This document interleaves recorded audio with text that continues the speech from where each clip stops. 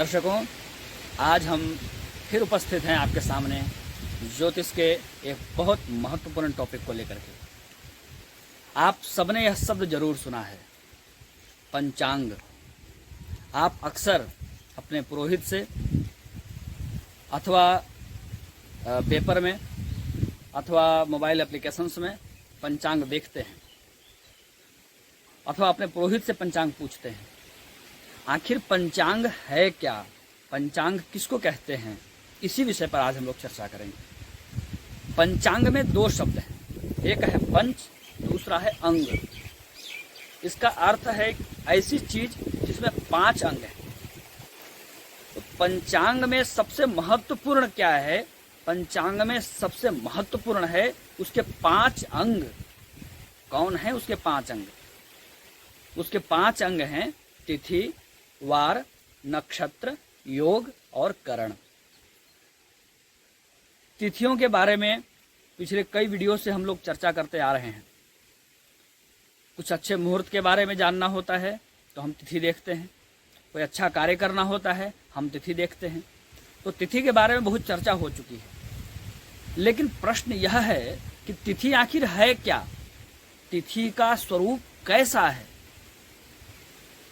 तो तिथि के स्वरूप पर विमर्श करने के लिए, तिथि के स्वरूप पर चर्चा करने के लिए आज मैं आप सबके सामने उपस्थित हुआ हूं। हम इसी क्रम से 5 अंगों की चर्चा करेंगे। आज तिथि पर चर्चा करते हैं। तिथि क्या है, तो चलिए शुरू करते हैं। तिथि का वास्तविक स्वरूप क्या है, चलिए आज जानते हैं। इस चित्र को गौर से देखिए। पृथ्वी है। यहां आप अभी इस भ्रम में मत पड़िएगा, इस विवाद में मत पड़िएगा कि पृथ्वी को स्थिर दिखा दिया, सूर्य को गतिमान दिखा दिया। हम किसी अगले वीडियो में इस प्रश्न का उत्तर देंगे। एक ही पिंड गतिमान हो, अन्य पिंड स्थिर हो, तो भी एक के गतिमान होने से दूसरा पिंड हमें गतिमान नजर आता है। और उन दोनों में से हम किसी को भी गतिमान मान लें या किसी को भी स्थिर मान लें, हमें गतिमान पिंड की ही गति प्राप्त होती है। इन सब बातों को विज्ञान के विद्यार्थी ठीक से समझते होंगे। आप जो विषय वस्तु है उसको समझने का प्रयास करिए।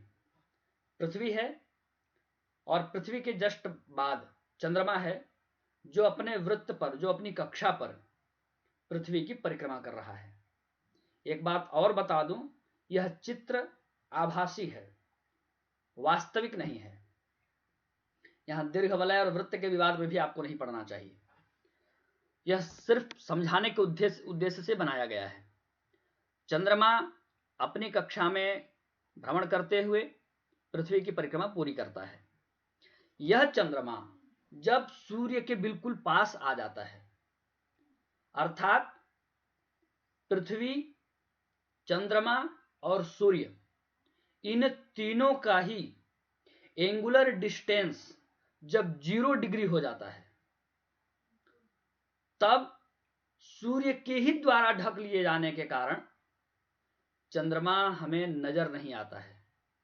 इस स्थिति को ही अमावस्या कहते हैं। यही स्थिति अमावस्या तिथि के नाम से जानी जाती है, जिसको हम दैनिक व्यवहार में प्रयोग करते हैं। आप सभी जानते हैं कि सभी आकाशीय पिंड सूर्य के प्रकाश से ही चमकते हैं। यह बात सिद्धांत तत्व विवेक नामक ग्रंथ में आचार्य कमलाकर भट्ट ने बहुत आत्मविश्वास के साथ बतलाया था।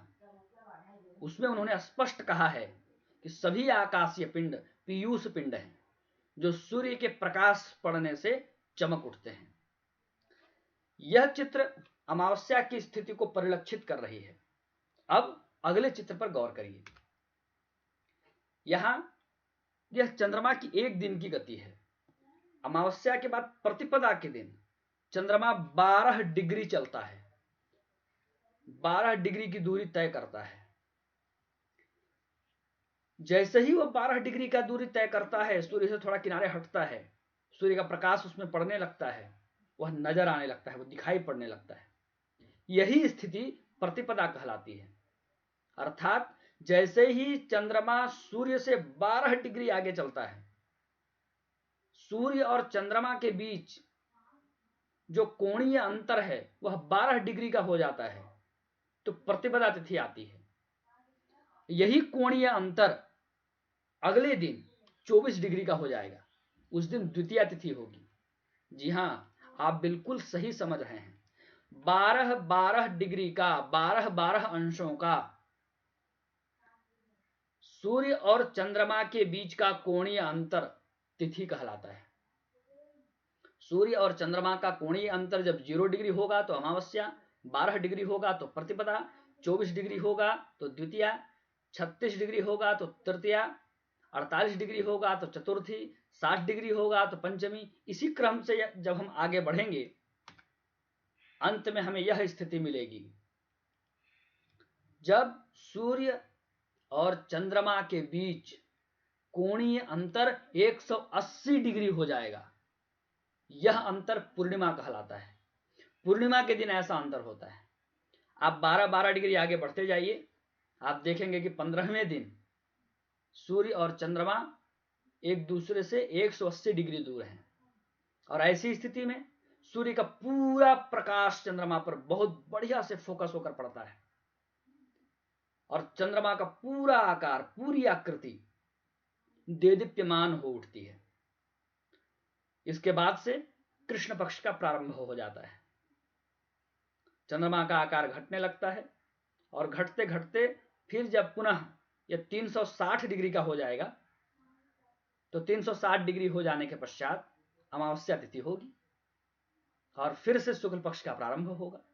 तो दर्शकों, आज हमने जाना कि आखिर तिथि का वास्तविक स्वरूप क्या है, और यह मैं आशा करता हूं कि यह जानकारी आप सबों के लिए एक अद्भुत जानकारी होगी और आप सब इस जानकारी को प्राप्त करके जरूर हर्षित हो रहे होंगे। तो निश्चित रूप से हम इसी कड़ी में पंचांग के जो और शेष 4 अंग बच गए हैं, वार, नक्षत्र, योग और करण, क्रमशः उन पर भी वीडियोज लेकर के आएंगे कि उनका वास्तविक स्वरूप क्या है, कैसे उनका आनयन होता है।